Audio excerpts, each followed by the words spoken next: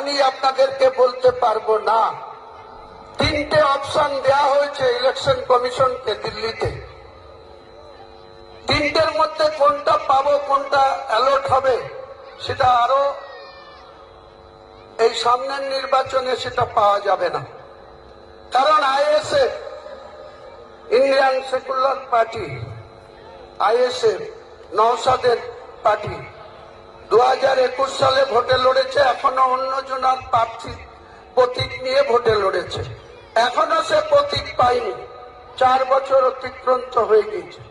কিন্তু ইনশাল্লাহ আমি আমার যে নতুন দলের সূচনা করব, আগামী দিনে কি নিয়ে ভোটে লড়ব সেটা রাজ্যের যেখানে যেখানে প্রার্থী দেব, 135টা আসনে প্রার্থী দেব, সবারই একই সিম্বল নিয়ে লড়ব।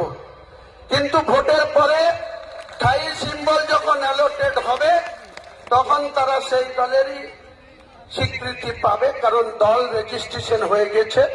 কিন্তু কিছু ফর্মালিটিজ আছে, সেই ফর্মালিটিকে মেনটেন করতে হয়। আমি সেই দলের পশ্চিম বাংলার চেয়ারম্যান পদে উপনীত হব আগামী দিনে।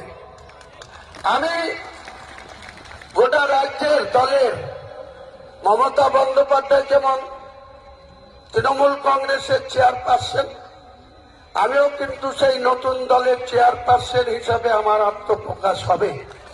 সেই সঙ্গে আমার 75 জনের স্টেট কমিটি, ধাপে ধাপে সেটা 150 জন হবে, ভোটের আগেই হবে।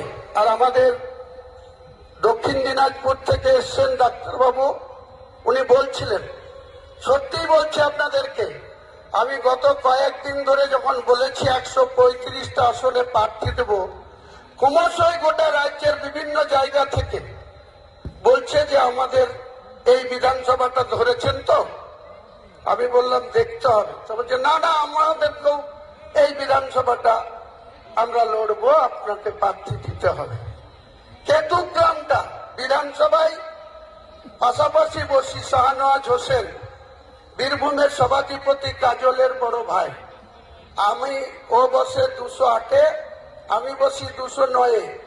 আমার পাশে 210-এ বসে একজন দক্ষিণ দিনাজপুরের তৃণমূলের জেলা সভাপতি হালদার, আর তারপরে ক্যানিং এর বিধায়ক শওকত মোল্লা বসে।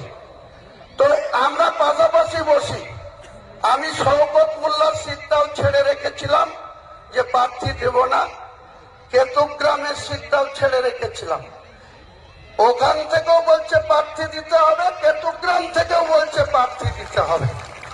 তো দেখি 135 থেকে ধাপে ধাপে কোথায় গিয়ে দাঁড়ায় আগামী দিনে। কে হারলো না কে জিতলো, কে সরকার থেকে ক্ষমতাচ্যুত হলো না কে কার জন্য চলে এলো, ওটা আমার দেখার ডিউটি না। আমার সঙ্গে যে আমাকে বলছে বিশ্বাসঘাতক আমাদের রাজ্যের মুখ্যমন্ত্রী, ওনার মনে ছিল না 2024 সালের লোকসভায় 2টো সিটের ভোট ছিল 7ই মে 2024, মুর্শিদাবাদ আর জঙ্গিপুর। আর বহরমপুর সিটের ভোট ছিল 13ই মে। 1 মে মমতা